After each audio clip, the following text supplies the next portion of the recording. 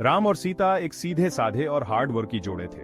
वो एक छोटे से विलेज में रहते थे जहां उनकी जिंदगी ईमानदारी की कमाई में गुजरती थी।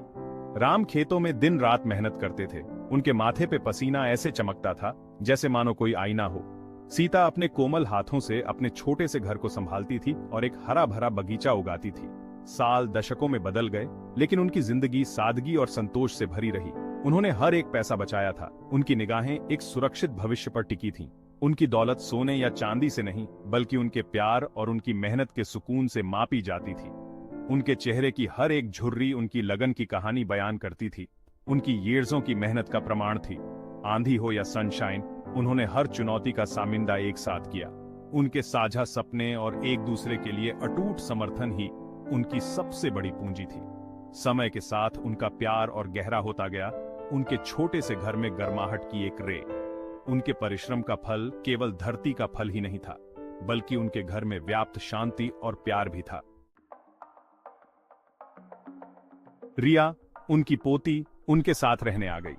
वह एक चंचल और खुशमिजाज लड़की थी। उसकी हंसी उनके छोटे से घर में रेजोनेटती रहती थी। राम और सीता उसे बहुत प्यार करते थे और लाड दुलार से पालते थे। वे उसे कड़ी मेहनत और संतोष के अपने संस्कार देना डिजायरे थे। हालांकि जैसे जैसे रिया बड़ी होती गई, उसमें एक चेंज आने लगा। आधुनिक दुनिया का चकाचौंध, भौतिक सुख सुविधाओं का आकर्षण उसे प्रभावित करने लगा। वह जिद करने लगी। उसकी ख्वाहिशें दिन ब दिन बढ़ती गईं। खिलौने, कपड़े, महंगे गैजेट्स, उसकी चाहत की कोई सीमा नहीं थी। अपने दादा दादी की सादगी भरी जिंदगी उसे पुरानी और नीरस डेडिकेशने लगी, खासकर उस भागती दौड़ती मटीरियलवादी दुनिया की तुलना में जिसे वह पाना डिजायरी थी। सादगी और संतोष के मूल्य जो राम और सीता को प्रिय थे, वे उसके लिए मायने नहीं रखते थे। उनकी जगह अधिक से अधिक पाने की लालसा ने ले ली। लालच का बीज बोया जा चुका था, जो विनम्रता और कृतज्ञता के वैल्यूजों पर हावी होने की धमकी दे रहा था। एक दिन सीता ने रिया के व्यवहार में चेंज देखा। वह उदास लग रही थी। उसका सामान्य हंसमुख नेचर गायब था और उसकी जगह एक सन्नाटा छा गया था। चिंतित होकर सीता ने राम से अपनी चिंता साझा की। उन्होंने रिया को एक बहुमूल्य सबक सिखाने का फैसला किया, जो उसे कृतज्ञता और संतोष के सही अर्थ को अंडरस्टैंडिंग में मदद करेगा। राम ने ध्यान से एक थैला स्टोनों से भरा।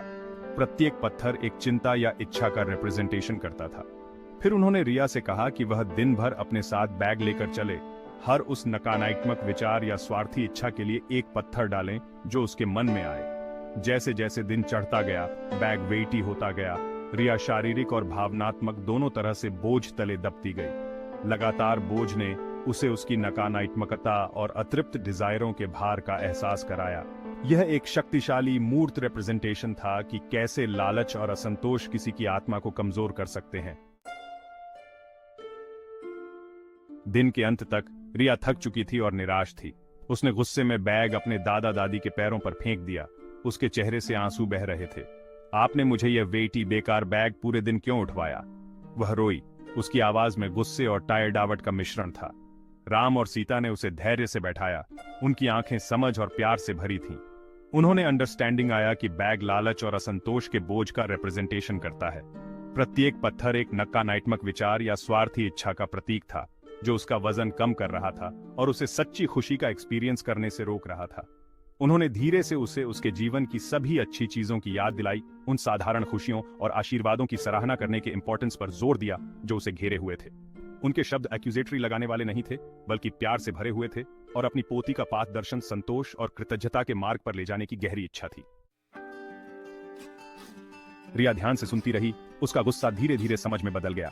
उसने अपने तरीकों की गलती को महसूस किया, मटीरियलवाद के जाल और उसके द्वारा लाई गई शून्यता को रिकॉग्नाइज्ड। उसके दादा दादी के शब्द इतने प्रेम और ज्ञान के साथ बोले गए, उसके भीतर डीपी से गूंज उठे। उस दिन से रिया ने बदलने का एक सचेत प्रयास किया। उसने जीवन की छोटी छोटी खुशियों की सराहना करना शुरू कर दिया। उसकी त्वचा पर सूरज की गर्मी, अपने दादा दादी के साथ साझा की गई हंसी, एक साथ भोजन साझा करने का सरल एक्ट। उसने धन का सही अर्थ खोजा, उसके परिवार का प्यार, देखभाल और सपोर्ट। भौतिक संपत्ति की अतृप्त इच्छा को उन अमूर्त खजानों के लिए एक नई प्रशंसा से बदल दिया गया, जो वास्तव में उसके जीवन को समृद्ध करते थे।